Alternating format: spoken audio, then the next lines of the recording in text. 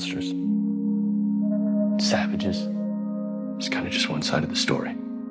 The film opens with a tech company engineer named Peter walking downtown, where people go about their daily lives. His loving family consists of his wife, Alice, and daughters, Hannah and Lucy. There is an atmosphere full of peace and tranquility in the city. That night, suddenly, an ample light appeared in the sky. Dozens of unknown ships fly over the city, open fire on the civilians, and brutally massacre them. The shots are directed towards Peter. Moments later, it turns out this is a nightmare. These nightmares seem to happen frequently to Peter because Alice has repeatedly advised him to consult a psychiatrist, but each time Peter ignores it. This issue has caused them to have problems together and distance themselves from each other. The next morning, Lucy plays with her cute monkey, Harmon, and Peter spends a few minutes with her before going to work. Peter promises to take them to the docks at the end of the night, which makes Lucy very happy. And he also informs Alice that he will throw a party for her promotion. He meets his other daughter, Hannah, in the elevator,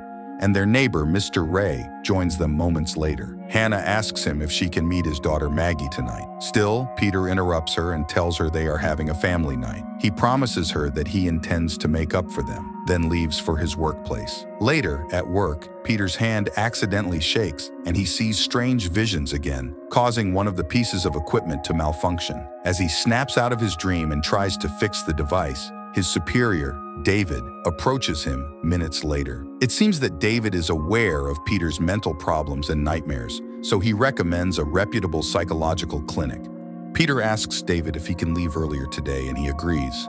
Incidentally, Alice, a successful employee in the company, requests her boss to leave early today after giving a speech to the board of directors. Later in the day, Peter again experiences seeing strange things that he thinks are future events. Some armed men storm into a building and shoot continuously while he and Alice are terrified of their attack. Peter wakes up in a daze, realizing that he's been unconscious for a long time and has missed the opportunity to spend time with his family and make his daughters happy. When he returns home, he sees strange lights in the sky, and to make up for his fickleness, he decides to buy a telescope for his daughters. Alice is extremely unhappy with this boring situation and argues with Peter for not going to a psychologist. The next morning, he wakes up with a nightmare in which Lucy says, "Mom, wake up." Then he fixes Harmon, who is not speaking, to make Lucy happy. Before leaving home, he informs his wife that he has called the doctor and plans to visit the clinic. At the clinic, Peter meets a patient who seems to be having the same nightmares as him. In disbelief, he puts forward some strange theories, that a group intended to control them by erasing their thoughts to prevent chaos. His words confuse Peter,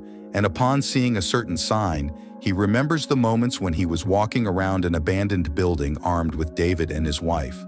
These thoughts force him to leave Clinic because he doesn't want to lose them. When he returns home, Alice questions him about his visit to the doctor. Still, he reveals that he refused treatment and believes that his nightmares may be things that happen in the future. Alice ignores him and tells him to get ready because their friends will arrive soon. They talk to each other at the party, but strangely, no food or drink is on the tables. On the other hand, it seems this party is not very attractive for Peter, so he goes to the balcony and watches the sky with a telescope. After the end of the party, Ray joins him. Suddenly, a strange and huge luminous object is falling from the sky, and contrary to Peter's idea, everyone sees it. A deadly explosion occurs when it hits the ground, and the terrible wave shakes the city. While they are shocked, they immediately get up from the ground and take another look at the balcony. Thousands of luminous and deadly flying objects are falling over the city. Ray and his wife try to get home, and Peter and Alice find Lucy under the table, who says that Hannah is at Ray's house, hanging out with his daughter Maggie. While the families anxiously await Maggie and Hannah,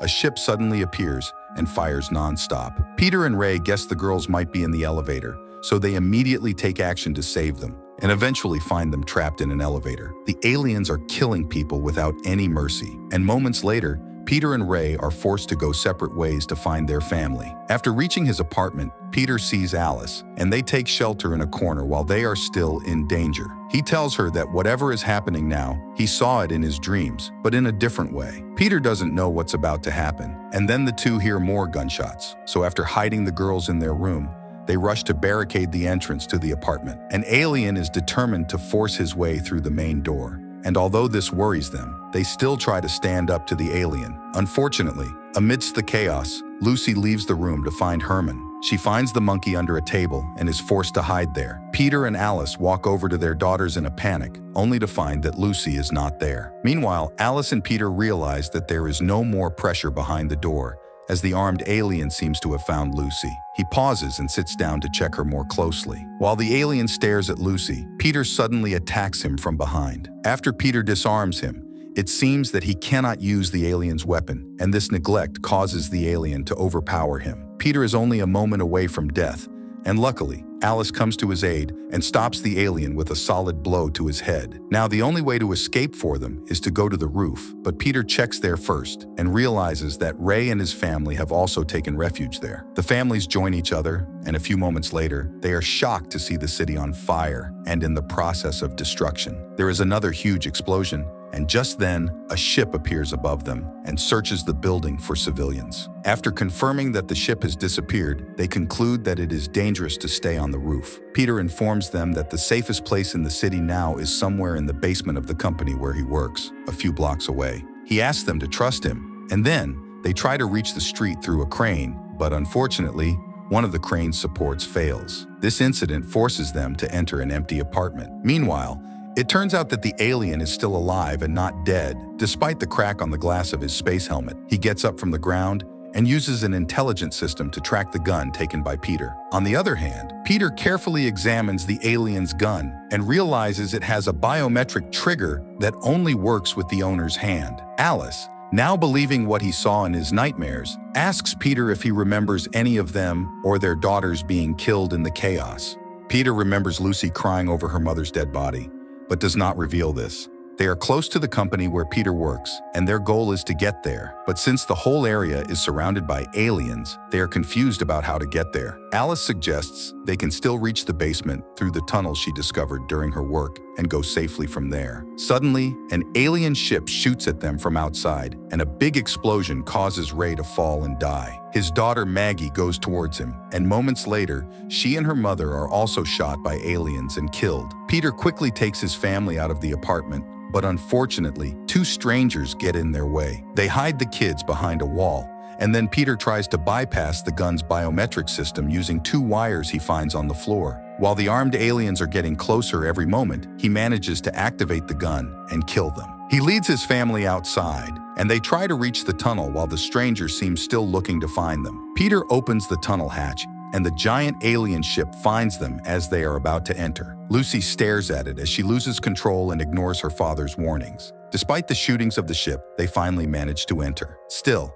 a fatal explosion causes Alice to be seriously injured. Peter asks Alice to be patient, and the girls worry and cry because of their mother's injury. The chasing alien manages to find them by tracking them, and when Alice gets tired of walking and sits down to rest, the alien attacks Peter. Peter fights bravely to defend himself and his family, and finally stops the alien by knocking his head against the wall. The badly damaged alien removes his space helmet and is revealed to be human, as Peter and the girls are shocked by what they see. Peter asks him who they are doing this and why, but he remains silent. Seeing Alice bleeding, Peter tries to pick her up, but since he doesn't trust the soldier, he threatens him with a gun and orders him to carry her to the company. They arrive at the shelter, and the troops rush towards the soldier despite their lack of trust. Still, Peter says that his wife is wounded and needs to be treated immediately. David appears, and after arresting the soldier, a doctor in the shelter plans to treat Alice's deep wound using technical equipment and electric shock. Peter gets confused. Then David explains to him that he has been waiting for the attack for years and invites him to calm down so that his wife's treatment can be done with focus. After more efforts to revive Alice, the doctor says there is so much damage to Alice's internal organs that it is actually impossible to save her.